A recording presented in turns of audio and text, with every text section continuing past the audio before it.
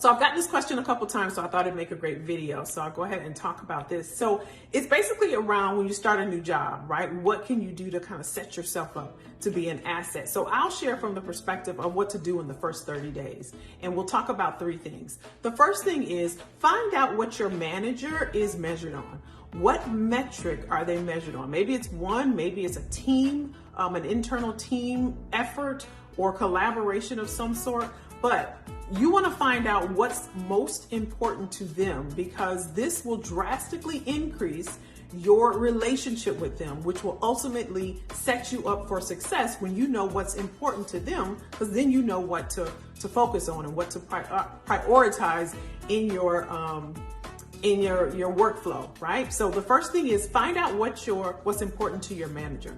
The second thing you want to do is meet all of your colleagues. Even if you will be working with other business units or departments, put 15 minutes on their calendar. Typically 15 minutes, people will go ahead and accept that invite. Sometimes it'll go longer, but if you just put 15 minutes because everybody's busy, get to know them, ask questions, prepare your questions, and also be prepared with your elevator speech, which you want them to do most of the talking. Now, the elevator pitch, we're going to talk more about, and we're going to create yours in the 5-day challenge next week. So if you haven't joined the group, go ahead and click the first link in the bio, join the 5-day challenge. It's totally free. Just click the link and it'll take you right over there, and we'll get started on that next week.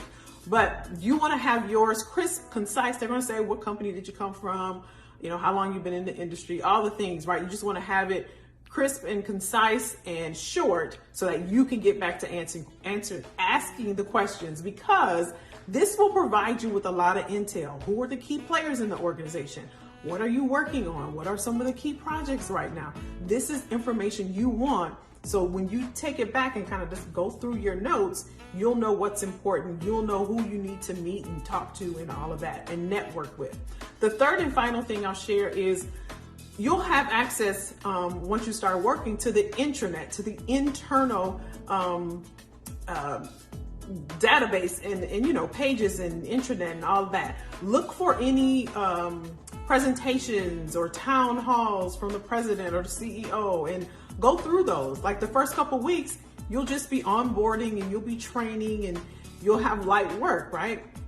So while you have that downtime, get to know as much as you can about the organization as a whole, not just department, because keep in mind, the goals of the organization, that trickles down to your department and everybody else's department. So your leaders and your leaders, they're telling you the priorities of the company, of the organization. So when you can get a leg up, when you can get ahead of the curve, then you can speak to that. When you start joining these meetings and start listening in, you'll already be knowledgeable of what they're talking about, and you can contribute, because you want to contribute and add value as early as possible. Okay, so the first thing that you want to do is learn what's important to your manager, right? What are they being measured on? The second thing you want to do is set up intro calls or intro meetings with your colleagues and any other business units that you'll be working with. The third and final thing is get on your intranet